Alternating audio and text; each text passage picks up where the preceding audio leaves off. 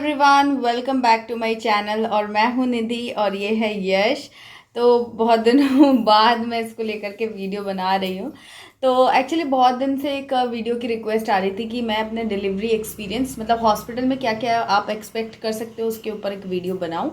तो आज का वीडियो उसी के बारे में है कि मेरी जब डिलीवरी हुई थी, सी सेक्शन डिलीवरी हुई थी, तो वहाँ पर आप रूम के अंदर डिलीवरी रूम जब आपका मतलब सर्जरी रूम जब आपको ले जाया जाता है तो वहाँ पर क्या क्या चीज़ें होती हैं, किस तरीके से मतलब मेरे साथ हुआ था वो सब मैं आपके साथ में शेयर करूँगी। और थोड़ा बहुत मेरी दो डिलीवरी हो चुकी हैं, दोनों ही सी सेक्शन हुई थी बट दोनों ही अलग अलग सिनेरियो में हुई थी। तो दोनों का ही मैं जो भी मिला जुला एक्सपीरियंस रहेगा वो आप लोगों के साथ मैं आज शेयर करूँगी। So without further ado let's get started. क्या हो रहा है? क्या हो रहा है? क्या हो रहा है? ओके, तो चलिए बिना किसी देरी के हम आज टॉपिक पर आते हैं। तो मेरी सी सेक्शन डिलीवरी जो सेकंड हुई थी वो प्लान्ड सी सेक्शन थी, और जो मेरी फर्स्ट डिलीवरी हुई थी वो मेरी इमरजेंसी या वाटर ब्रेक हो गया था बेसिकली, तो उसकी वजह से मतलब तुरंत ही करनी पड़ी थी। तो दोनों का थोड़ा सा डिफरेंस था प्रिपरेशन टाइम पे, बट रूम के अंदर तो ऑलमोस्ट सेम ही था।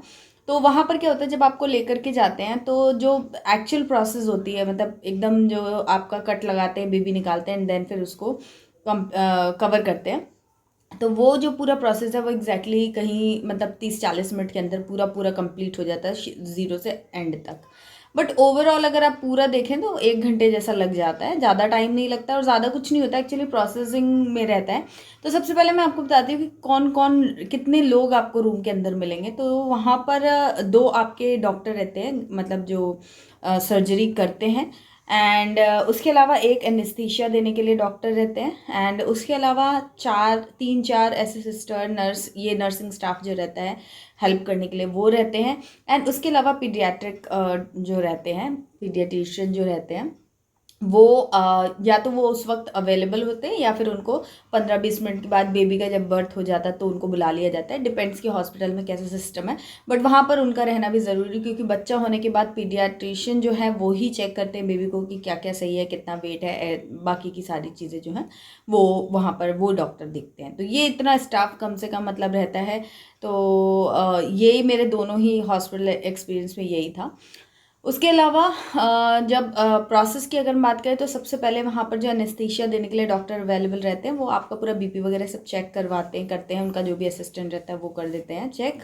एंड देन फिर वो आपसे क्वेश्चंस भी करते हैं कि आपको कोई ऐसी बीमारी नहीं है या आपको कोई रिएक्शन नहीं है, या कोई भी जो रिलेटेबल इंफॉर्मेशन होती है वो आपसे पूछी जाती है। तो अगर आपके साथ कुछ ऐसा है कि आपको कोई पर्टिकुलर मेडिसिन से रिएक्शन है या कोई बीमारी है, कुछ भी ऐसी प्रॉब्लम है, तो आप वहाँ पर मेंशन ज़रूर कीजिएगा, ताकि उसके हिसाब से ही वो आपको एनेस्थीसिया जो है वो देंगे, ताकि आपकी बॉडी में कुछ रिएक्ट ना करे, कोई साइड इफ़ेक्ट ना हो उस तरह से।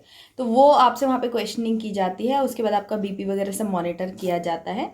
और वहाँ पर ना आपको घबराना नहीं है, डरना नहीं है। वहाँ पर वो आपको जैसे गाइड करते हैं, जैसे इंस्ट्रक्शन देते हैं कि स्ट्रेट बैठो या झुक कर बैठो, जो भी आपको बताया जाएगा वो करना है। लेकिन वो जैसा बताएंगे अगर आप उस पोस्चर पर वैसे ही बैठे रहोगे तो आपको कोई भी दिक्कत नहीं होगी। एनेस्थीसिया एकदम सटीक वो दे देते हैं आपको, यहाँ नीचे देते हैं, लोअर बैक में आपको दे देते हैं वो सेंटर में। तो वहाँ पर देने के बाद वो थोड़ा सा 5-10 मिनट ऑब्जर्व करते हैं और आपसे पूछते हैं कि आपको कैसा फील हो रहा है, क्या दिक्कत हो रही है। और जब तक आपकी सर्जरी चलती है तब तक वो डॉक्टर जो है वो ऑब्जर्व करते रहते हैं आपका बीपी वगैरह। एक ऑटोमेटिक मशीन रहती है, वहाँ से कनेक्ट कर दिया जाता है और वो चेक करते रहते हैं कि थ्रू आउट द प्रोसीजर आपको कोई आपका बीपी जो है वो फ्लक्चुएट तो नहीं कर रहा है, या आपको और किसी तरीके की कोई प्रॉब्लम तो नहीं हो रही है। तो वो पूरा ऑब्जर्व करते रहते हैं और आपको भी अगर कुछ दिक्कत होती है तो आपको उनको बताना होता है। तो ऐसे केस में अगर आप एकदम काम डाउन रहते हैं तो प्रोसीजर बड़ी ही आसानी से हो जाता है, कुछ कॉम्प्लिकेशंस नहीं होती हैं। तो वो उन्होंने एनेस्थीसिया दे दिया, उसके बाद 5 मिनट के बाद 10 मिनट के बाद जो भी मेरी बॉडी जो है, लोअर बैक जो है वो नम हो जाता है, मेरे को सेंसेस नहीं होते हैं। सिर्फ लोअर पार्ट में ही एनेस्थीसिया का असर होता है, ऊपर नहीं। आजकल फुल बॉडी नहीं देते हैं, लोअर बॉडी में ही दिया जाता है जहाँ पर आपको मतलब इंसिजन होना है। तो वहाँ पर करने के बाद फिर उसके बाद डॉक्टर वो लोग चेक वेक करके पूछते हैं कि फील हो रहा है कि नहीं हो रहा है, कि नहीं हो रहा है। तो उसके बाद फिर वो प्रोसीजर स्टार्ट होता है। डॉक्टर्स जो है वो कट करते हैं, बेबी को निकालते हैं, क्लीनिंग करते हैं, देन फिर वापस से टांके वगैरह लगा दिए जाते हैं।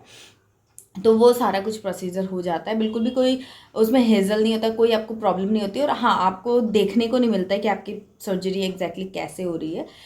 मतलब वो चीज़ें छुपाई क्या कवर कर दी जाती है, ताकि आपको एकदम से आप देखो नहीं, आपको ऑकवर्ड सा या अजीब सा फील ना हो। और बाकी जैसे मेरी फ़र्स्ट डिलीवरी हुई थी तब तो मैं शांत ही थी, डरी हुई ज़्यादा थी। सेकंड में भी थोड़ा डर तो लग ही रहा था, लेकिन ये था कि हमारे जो डॉक्टर हैं वो बहुत ही अच्छे फ्रेंडली थे, तो वो बातचीत भी बीच बीच में कर रहे थे और पूछ रहे थे। तो एकदम ही माहौल ऐसा कुछ पैनिक नहीं होता है। जिन लोगों की फ़र्स्ट सर्जरी है मैं एकदम समझ सकती हूँ कि आपको थोड़ा सा एक डर रहता है कि यार कैसे होगा। मुझे फ़र्स्ट टाइम में तो बहुत ही ज़्यादा मेरे को डर था। सेकंड में मुझे इतना पता था कि हाँ कैसे क्या होता है, लेकिन फ़र्स्ट में मुझे कुछ आइडिया नहीं था कि कैसा फ़ील होगा। बट बिल्कुल भी घबराने की ज़रूरत नहीं होती, बहुत ही स्मूथली सारी चीज़ें हो जाती हैं। उसके बाद आपको ये सब करके आपका बेबी हो जाता है। जब बेबी की आवाज़ वगैरह आपको आई जाएगी, उसके बाद आपको बताया जाता है कि बेबी आपका बॉय है गर्ल है, जो भी वो बताया जाता है। और उसके बाद बेबी को आपकी स्किन से टच भी कराया जाता है। और वहाँ पे पीडियाट्रिशियन जो आती हैं वो बेबी का वेट लेती हैं, और भी बेबी को पूरा चेक किया जाता है कि परफेक्ट है सब कुछ, कोई दिक्कत तो नहीं है। और उसके बाद जो डॉक्टर है वो आपको कुछ गाइडेंस दे देते हैं कि आपको फीड कराना है या आपको क्या करना है, कैसे करना है, वो सारी इंस्ट्रक्शंस वहाँ दी जाती हैं। देन फिर आपको डिलीवरी रूम से या जो ऑपरेशन थिएटर है वहाँ से शिफ्ट करके रिकवरी रूम में शिफ्ट कर दिया जाता है। फिर वहाँ पर फर्दर प्रोसीजर्स होते हैं। तो यही मतलब मेरा एक्सपीरियंस था, और यहाँ पर मैं आपको यही सब एडवाइस दूंगी कि बिल्कुल भी घबराने की और परेशान होने की ज़रूरत नहीं है। सी सेक्शन हो या नॉर्मल डिलीवरी हो, दोनों ही मतलब नॉर्मल का तो मुझे इतना आइडिया नहीं, लेकिन सी सेक्शन तो काफ़ी स्मूथली हो जाती है। और ये भी एक प्रोसीजर ही है। तो इसमें बहुत सारे मिथ्स रहते हैं लोगों को कि सी सेक्शन होगा तो पता नहीं क्या हो जाएगा, और नॉर्मल डिलीवरी होगी तो कुछ बहुत ही अच्छा हो जाएगा। ऐसा कुछ नहीं है, दोनों के अपने प्रॉज एंड कॉन्स हैं। लेकिन आपके और आपकी बेबी के लिए क्या सही रहेगा, मतलब जिससे कि आपको भी डैमेज ना हो, बेबी को भी डैमेज ना हो, तो उसके लिए डॉक्टर्स ही आपको सही एडवाइस कर सकते हैं।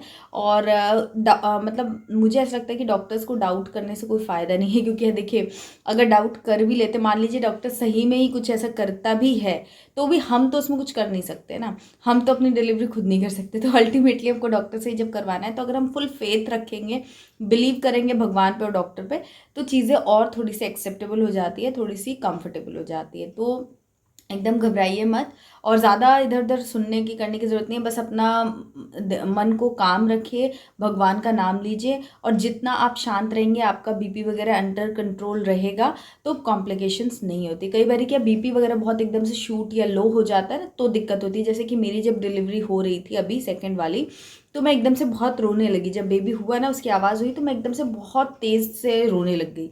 तो जो हमारे एनेस्थीसिया वाले डॉक्टर थे वो बहुत मतलब घबरा गए कि क्या हो गया, एकदम से क्यों रोने लगी। तो वो मुझसे क्वेरी करने लगे क्या दिक्कत हो रही है, कुछ हो रहा है, ये हो रहा है, वो हो रहा है। मतलब वो ऑब्जर्व कर रहे थे, और उस सिचुएशन में काम डाउन रहना बहुत ज़रूरी होता है। तो वो कंफ्यूज हो रहे थे, और कन्फ्यूजन भी नहीं होना चाहिए।